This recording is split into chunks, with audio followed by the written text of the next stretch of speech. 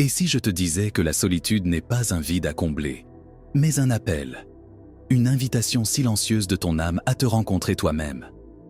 Combien de fois as-tu ressenti cette sensation inconfortable d'être seul, même entouré de monde? Ou peut-être as-tu déjà éprouvé la douleur aiguë de te sentir incompris, comme si quelque chose d'essentiel manquait dans tes connexions avec le monde? Pour beaucoup, la solitude est perçue comme un ennemi, quelque chose à fuir à tout prix.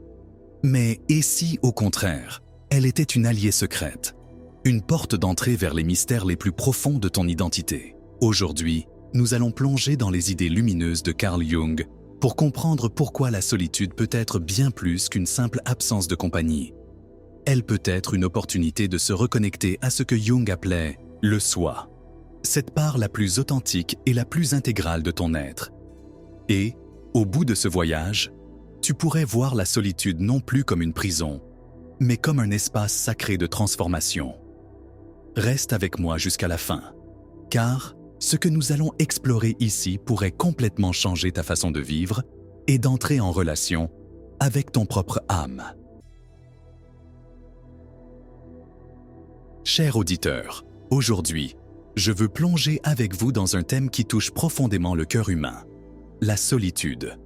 Pas cette solitude superficielle qui surgit lorsque nous sommes physiquement éloignés des autres, mais cette solitude existentielle qui peut nous hanter même au milieu des foules, dans les moments de silence ou au sein des connexions les plus intimes. Pour explorer ce sujet, je me tourne vers la sagesse de l'un des penseurs les plus profonds de la psychologie. Carl Gustav Jung, comme beaucoup d'entre vous le savent, était un visionnaire qui a élargi les horizons de la psyché humaine. Il nous a enseigné que la solitude n'est pas seulement une absence de compagnie, mais une expérience intrinsèque au processus d'individuation. Ce voyage intérieur que chaque être humain entreprend en quête de soi-même. La solitude, selon Jung, n'est pas quelque chose à craindre ou à éviter. Elle est en réalité une porte d'entrée vers la connaissance de soi et la transformation personnelle. Mais avant d'aller plus loin, permettez-moi de partager une courte histoire. Un jour, j'ai reçu un homme nommé Gabriel, qui m'a consulté parce qu'il se sentait isolé, malgré une famille aimante, des amis proches et une carrière réussie. Il décrivait sa solitude comme une sorte de vide invisible qui l'accompagnait en permanence, indépendamment du contexte. Au fil de nos séances, nous avons découvert ensemble que cette sensation n'était pas due à un manque de connexion extérieure, mais à une déconnexion intérieure. Gabriel était tellement occupé à remplir des rôles sociaux et à répondre aux attentes des autres qu'il avait perdu contact avec son essence profonde, avec ce noyau intime de ce qu'il était réellement. Cette déconnexion intérieure est précisément le point central de la vision jungienne de la solitude. Pour Jung, la solitude émerge lorsque nous négligeons notre soi, cette partie intégrée et authentique de nous-mêmes qui transcende l'ego et les masques que nous portons dans le monde extérieur.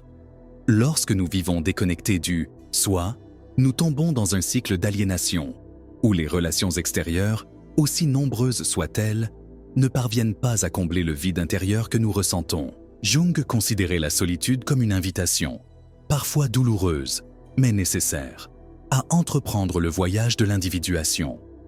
Ce voyage, selon lui, est le processus qui consiste à devenir pleinement soi-même, à intégrer toutes les parties fragmentées de notre psyché, lumière et ombre, masculin et féminin, conscient et inconscient. C'est dans ce processus que nous trouvons un sens et un but, car nous commençons à vivre en accord avec notre vraie nature, au lieu de façonner notre existence pour plaire aux autres ou suivre des normes imposées.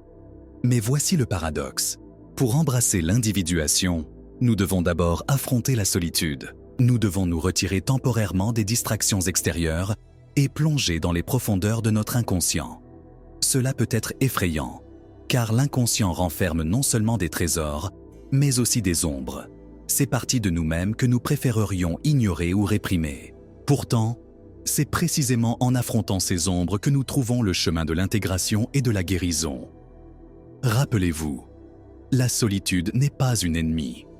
C'est une alliée, un espace sacré où nous pouvons nous reconnecter au soi. Jung disait souvent « Celui qui regarde à l'extérieur rêve, celui qui regarde à l'intérieur s'éveille ».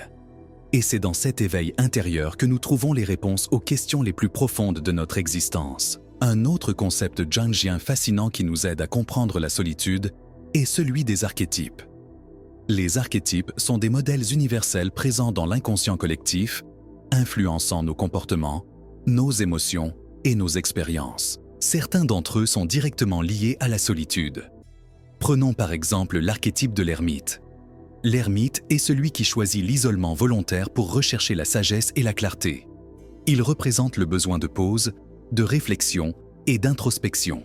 Bien souvent, la solitude que nous ressentons peut être l'écho de cet archétype, nous appelant à nous retirer temporairement du monde extérieur pour explorer notre monde intérieur. Mais il y a aussi l'archétype de l'ombre, que j'ai mentionné précédemment. L'ombre contient tout ce que nous avons réprimé ou nié en nous-mêmes. Peur, désir, traumatisme, imperfection.